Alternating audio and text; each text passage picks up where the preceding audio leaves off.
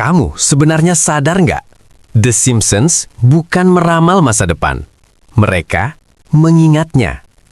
Selama ini, kita tertawa, menganggap semua ramalan Simpsons cuma kebetulan lucu. Tapi, bagaimana jika jumlahnya terlalu banyak, terlalu spesifik, dan terlalu tepat untuk disebut kebetulan? Di video ini, kita akan membongkar teori paling terlarang. Homer Simpson bukan orang bodoh. Dia adalah kunci anomali waktu. Kita akan mulai dari 2 ramalan mustahil, lalu membedah bukti fisik tersembunyi di Springfield, hingga 1 kesimpulan gelap. Tawa Simpsons adalah topeng dari tragedi eksistensial. Sebagai jaksa penuntut teori ini, kita mulai dari 2 bukti yang paling sulit dibantah. 2 prediksi The Simpsons yang pada masanya dianggap mustahil secara logika.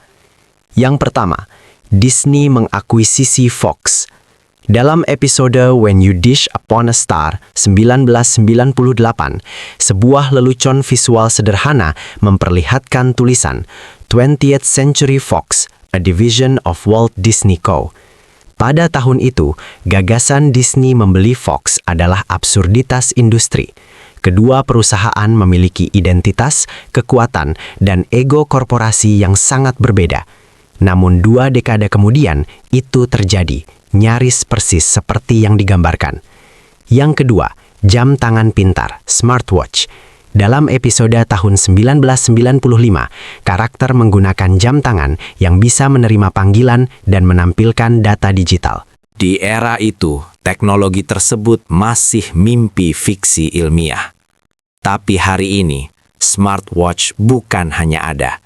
Ia menjadi perpanjangan tubuh manusia modern. 2 prediksi ini berbeda dari ramalan biasa. Mereka bukan tren sosial samar atau prediksi ekonomi umum. Mereka adalah detail teknologi dan korporasi spesifik yang tidak masuk akal pada zamannya. Pertanyaannya, bagaimana mungkin sebuah serial animasi komedi dengan karakter utama yang digambarkan paling bodoh bisa menebak masa depan dengan akurasi seperti ini? Disinilah Homer Simpson berhenti menjadi badut dan mulai menjadi anomali. Homer sering diposisikan sebagai pusat kejadian-kejadian absurd, eksperimen nuklir, teknologi aneh, realitas alternatif, hingga perjalanan lintas dimensi. Ia bukan ilmuwan, bukan jenius, bukan pengamat tajam, namun dialah yang selalu berada di tempat yang tepat saat realitas retak. Jika kita mengeliminasi kemungkinan kebetulan murni, maka kita membutuhkan penjelasan lain. Bukan penulis cerdas, bukan kebetulan statistik, tetapi mekanisme in-universe. Dan di titik ini, hanya ada satu hipotesis yang konsisten. Homer Simpson membawa pengetahuan dari masa depan tanpa sepenuhnya menyadarinya. Bukan sebagai ilmuwan sadar, tetapi sebagai vessel.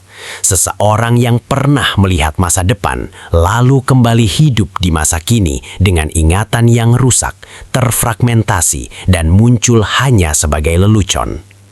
Jika ini benar, maka Homer bukan hanya karakter komedi.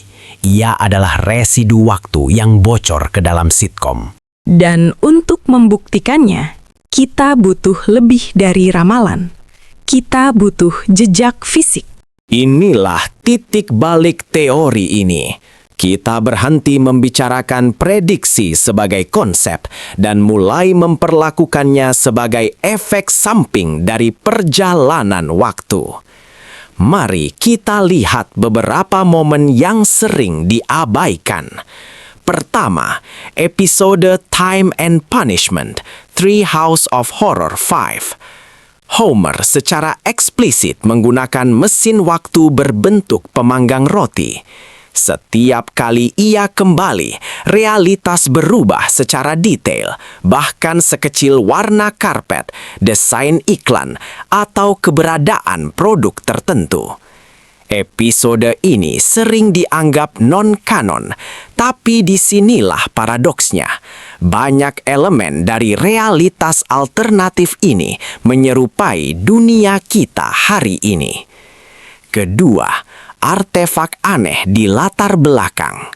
Kedua, artefak aneh di latar belakang. Beberapa episode menampilkan benda yang tidak sesuai era.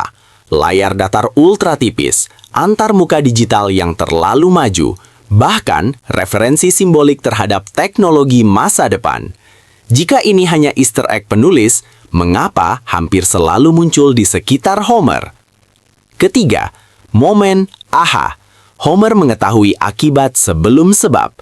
Dalam beberapa episode, ia bereaksi terhadap peristiwa seolah-olah ia pernah mengalaminya. Takut tanpa alasan jelas, membuat keputusan irasional yang ternyata menyelamatkan masa depan. Dalam logika perjalanan waktu, ini disebut temporal residu, sisa ingatan dari masa depan yang bocor ke alam sadar sebagai insting, kebodohan, atau humor. Dengan kata lain, Homer tidak pintar, dia rusak secara temporal. Ia mungkin pernah melihat kehancuran korporasi, teknologi yang menguasai manusia, dan masa depan yang tidak bisa dicegah. Tapi otaknya tidak mampu menanggungnya. Maka ingatan itu hancur, dan yang tersisa hanyalah potongan-potongan absurd yang kita sebut lelucon. Dan inilah alasan kenapa teori time traveler tidak bisa dibantah hanya dengan berkata, itu kan cuma komedi. Karena komedi adalah cara paling aman menyembunyikan kebenaran. Jika kita menerima hipotesis bahwa Homer membawa residu pengetahuan masa depan, bukan sebagai ingatan sadar, tetapi sebagai fragmen naluriah, maka satu pertanyaan menjadi pusat analisis. Mengapa hidupnya justru semakin kacau, bukan semakin terkendali? Jawabannya terletak pada beban kognitif mengetahui sesuatu yang tidak bisa diubah.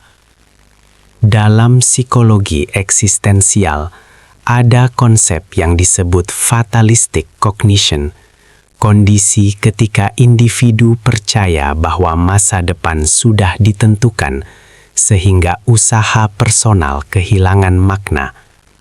Homer adalah manifestasi ekstrim dari ini. Ia tidak berusaha menjadi lebih baik bukan karena ia bodoh, tetapi karena secara bawah sadar ia tahu hasil akhirnya selalu sama. Kota akan selamat, dunia tidak benar-benar berubah. Status quo akan kembali. Inilah alasan mengapa Springfield seperti terjebak dalam lingkaran waktu sosial. Krisis datang, lalu hilang. Skandal muncul, lalu dilupakan. Teknologi masuk, tanpa benar-benar meningkatkan kualitas hidup. Ini bukan kelalaian penulisan, tetapi cerminan dunia yang sadar akan kehancurannya, namun memilih repetisi daripada perubahan struktural. Homer dalam kerangka ini bukan pusat lelucon, ia adalah penjaga siklus. Ia menyerap absurditas dunia modern, kapitalisme yang berulang, teknologi yang menjanjikan tapi mengasingkan, politik yang tidak pernah menyelesaikan akar masalah. Semua itu muncul dalam hidupnya sebagai kekacauan personal, obesitas, kecanduan, kebodohan fungsional. Namun jika dilihat ulang, ini bukan kelemahan individual, melainkan gejala masyarakat yang tahu dirinya salah, tapi terlalu lelah untuk berubah. Disinilah kritik sosial The Simpsons menjadi brutal. Prediksi-prediksi mereka tentang teknologi, korporasi, atau budaya bukan ditulis sebagai ramalan masa depan, melainkan sebagai pola historis yang berulang. para penulis memahami bahwa sistem modern memiliki kecenderungan tertentu. Konsolidasi kekuasaan, komodifikasi kehidupan, dan pelarian massal melalui hiburan.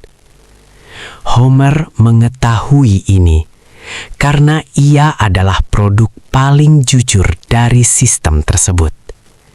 Jika ia benar-benar pernah melihat masa depan, maka hidupnya yang tampak nihilistik adalah strategi bertahan hidup.